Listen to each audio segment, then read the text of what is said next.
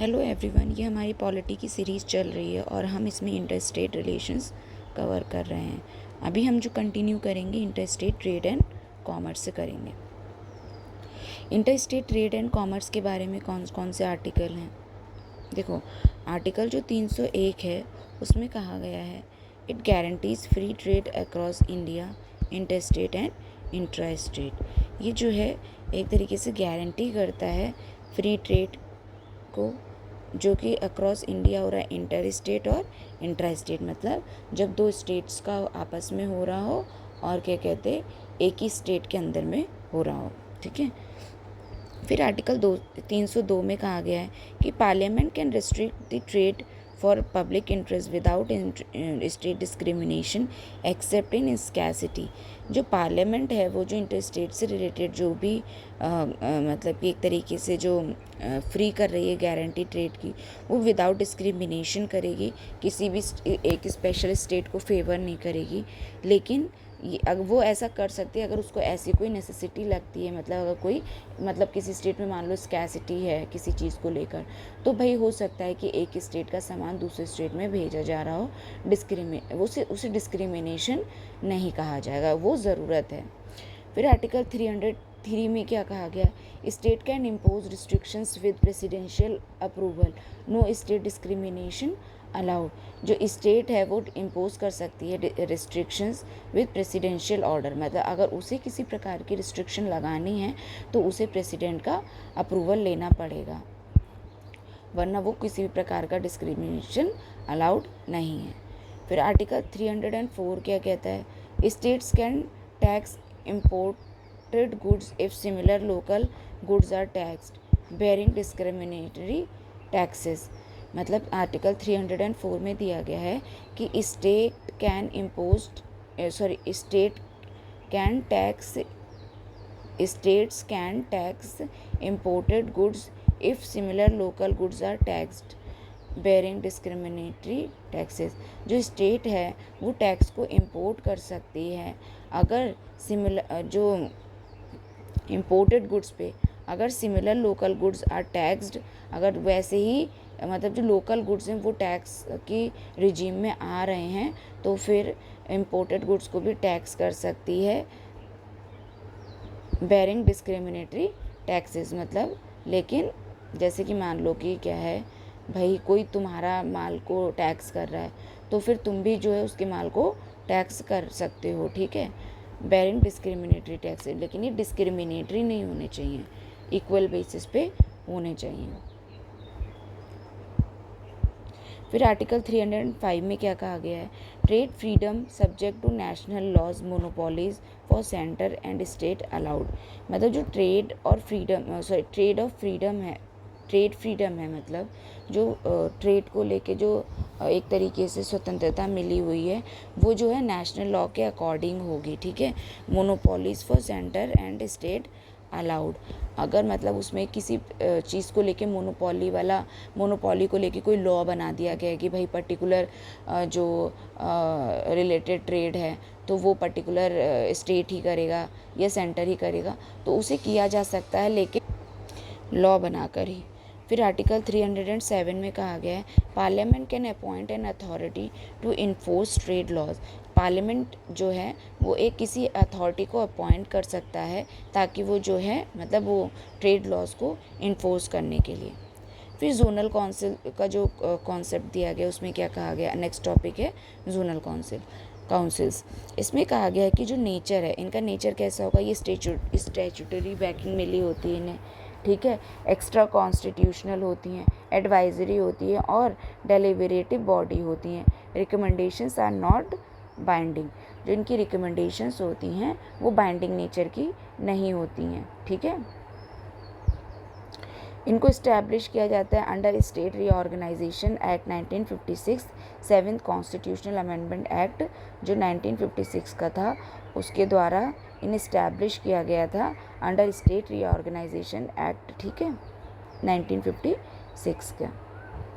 फिर इनका ऑब्जेक्टिव क्या होता है?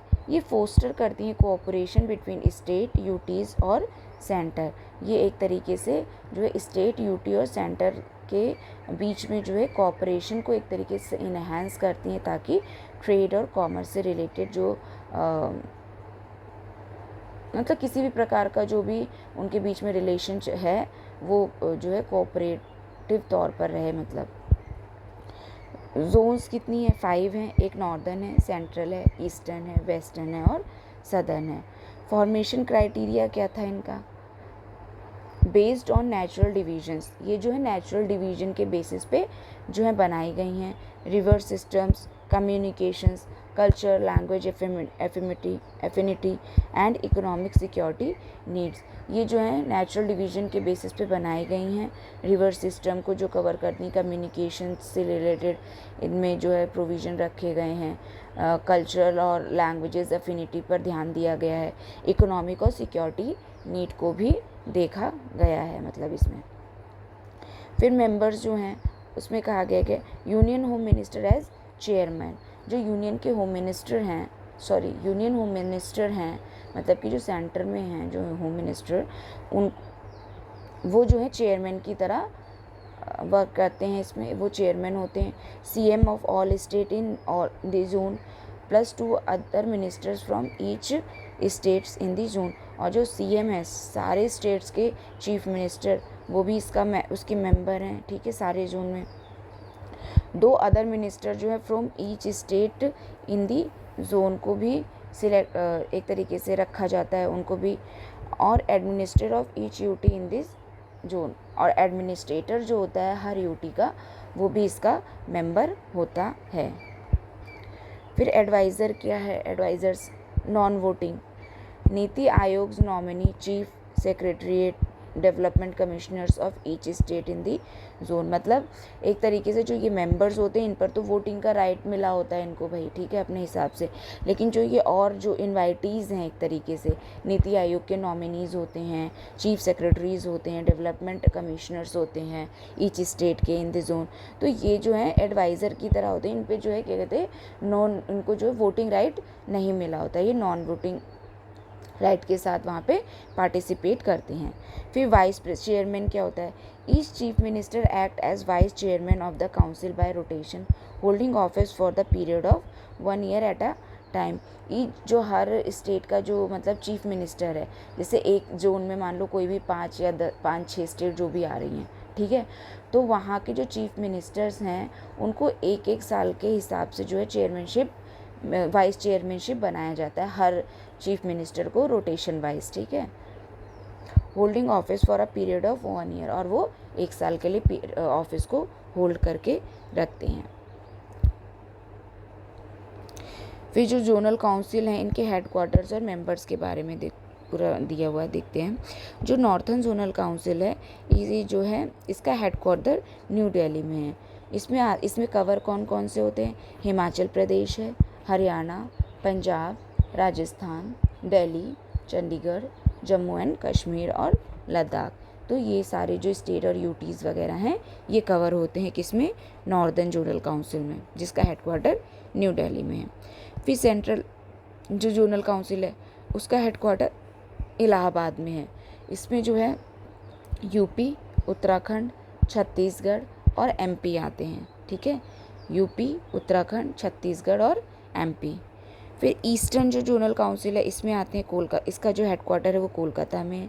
इसमें बिहार, झारखंड, वेस्ट बंगाल और उड़ीसा आते हैं। बिहार, झारखंड, वेस्ट बंगाल और उड़ीसा, इसका हेडक्वार्टर कोलकाता में है।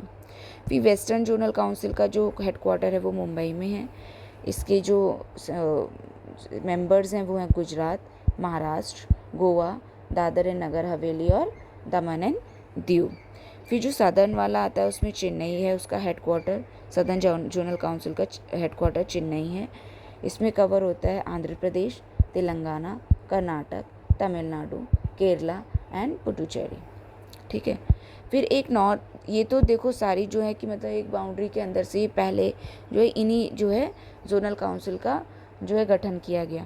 फिर एक नॉर्थ ईस्टर्न काउंसिल भी बनाई गई, क्योंकि देखो भाई नॉर्थ ईस्टर्न वाले स्टेट इसमें कहीं कवर ही नहीं हुए थे, तो इन्होंने फिर एक नॉर्थ ईस्टर्न काउंसिल जो है अलग से बनाई। ये भी एक स्टैट्यूटरी बॉडी है जिसे क्रिएट किया गया सेपरेट एक्ट के द्वारा, जो कि नॉर्थ ईस्टर्न काउंसिल एक्ट था 1971 का। यहाँ पे देखो कौन सा एक्ट था, 1956 का स्टेट रीऑर्गेनाइजेशन एक्ट जो था, ठीक है। और ये जो है 1971 में आके जो है इसे जो है एक तरीके से इसको फॉर्म किया गया है। It came into exist on August 8, 1972 और इसका जो है ये जो है एग्जिस्टेंस में आ गई थी 8 अगस्त 1972 को। फिर क्या इसके में मेंबर्स कौन है?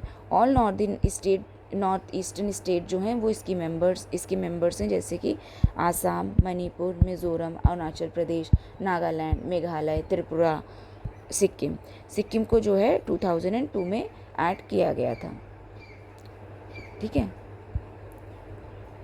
फिर क्या पूछा गया है, इनका कॉम्पोजिशन क्या है? ये जो है एक्स ऑफिशियो चेयरपर्सन होते हैं इसमें जो, वो यूनियन होम मिनिस्टर होते हैं, ठीक है। फिर एक्स ऑफिशियो जो वाइस चेयरमैन होते हैं, ये ministry of development of north eastern region होते हैं, ठीक है। ये हम जो कॉम्पोजिशन कर रहे हैं, नॉर्थ ईस्टर्न जो काउंसिल बनी उसके बारे में बात कर रहे हैं, ठीक है। तो वहाँ पे जो चेयरपर्सन होते हैं वहाँ पे भी होम मिनिस्टर होते हैं, एक्स ऑफिशियो वाइस चेयरमैन होते हैं वो ministry of development of north eastern regions होते हैं, ठीक है। और जो मेंबर्स होते हैं वो governor, chief minister of all 8 states and 3 members nominated by the president. सारे स्टेट के जो गवर्नर होते हैं और चीफ मिनिस्टर होते हैं, सारी 8 स्टेट्स जो भी नॉर्थ ईस्ट की दी हुई हैं, उसके अलावा 3 मेंबर जो है नॉमिनेट किए जाते हैं प्रेसिडेंट के द्वारा, ठीक है। फिर इनका फंक्शन क्या होता है? Similar to those of the zonal council, जैसे जोनल काउंसिल्स बनाई गई हैं उसी तरह का परफॉर्म ये नॉर्थ ईस्ट वाली काउंसिल भी करती है।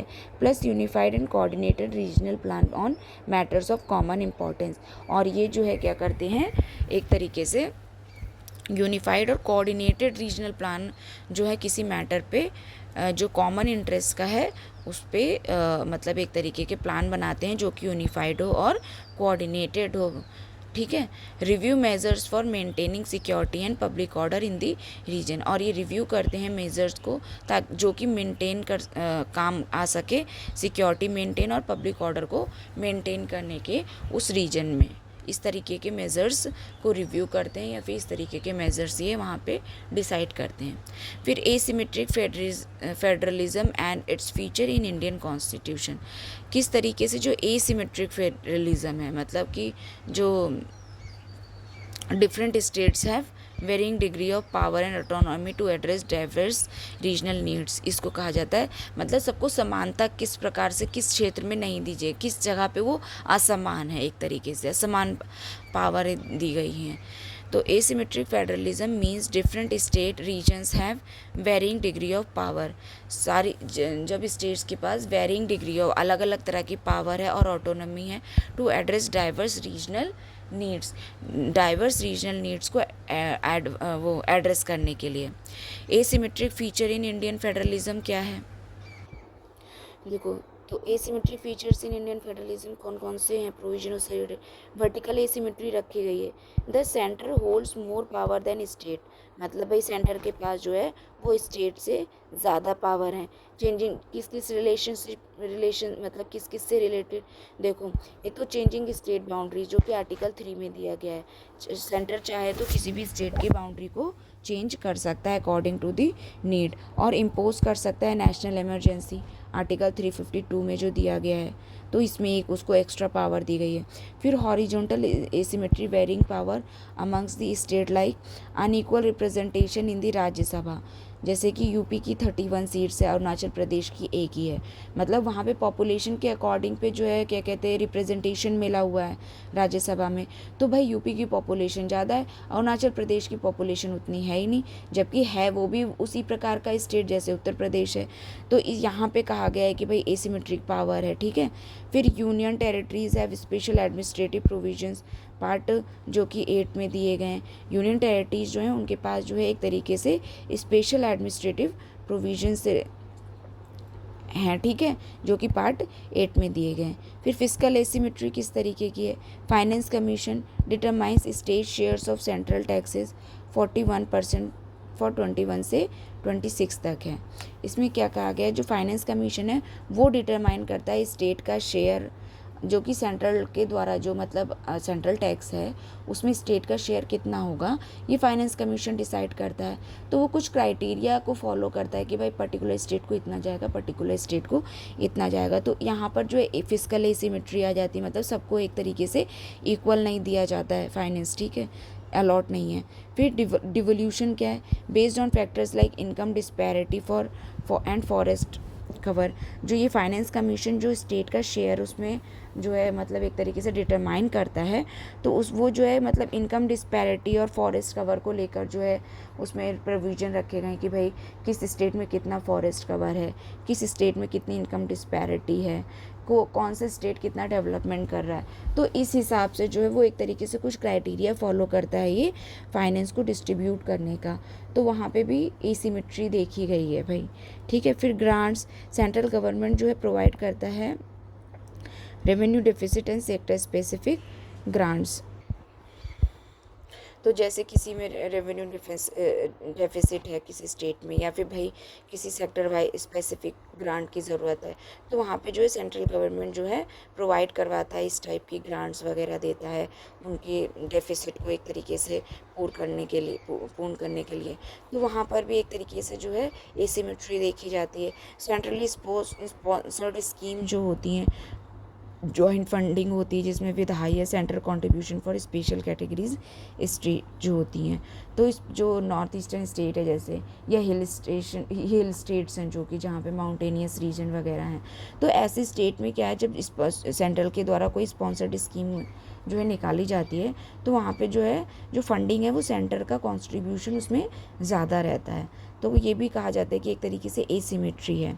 फिर inter state border dispute summary क्या है भाई, देखो, these disputes arise due to the historical discrepancies, colonial boundary demarcations and resource conflict challenging cooperative federalism.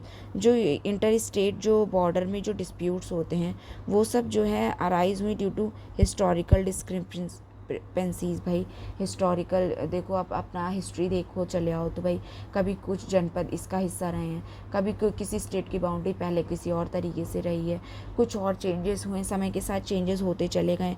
तो भाई ये एक तरीके से मुद्दा रहता है कि भाई डिस्प्यूट का। फिर कहा गया है कि जो कॉलोनियल बाउंड्रीज़ को लेकर जो भाई डिमार्केशन करा इन लोगों ने, यहाँ पे जो इन लोगों ने अंग्रेज़ों ने जो कॉलोनीज़ बना रखी थी, तो इन्होंने अपने अपने हिसाब से जो पूरी बाउंड्री जो जिस तरीके से जो जीतता चला जाता था वो अपने आप में मिलाता चला जाता था। तो वो भी एक तरीके से जो है बाउंड्री डिस्प्यूट का जो है कारण बनते हैं। फिर रिसोर्स का जो कॉन्फ्लिक्ट होता है भाई, अब जैसे रिवर वाटर को लेकर है, तो भाई ये कोई एक स्टेट में तो रहते नहीं हैं, ये 2 स्टेट में होते हैं, ठीक है, 3 स्टेट में होते हैं। तो इन सब चीज़ों से रिलेटेड जो है कॉन्फ्लिक्ट बना रहता है। चैलेंजिंग कोऑपरेटिव फेडरलिज्म, तो ये सब जो है एक तरीके से चैलेंज की तरह है कोऑपरेटिव फेडरलिज्म को लेकर। फिर क्या है, की डिस्प्यूट्स क्या है, जैसे कर्नाटक है, महाराष्ट्र है, कर्नाटक और महाराष्ट्र के बीच में क्या है डिस्प्यूट का रीज़न, बेलगांव जो डिस्ट्रिक्ट है, ठीक है, इसको लेकर जो है इन लोगों में डिस्प्यूट की जो स्थिति बनी रहती है।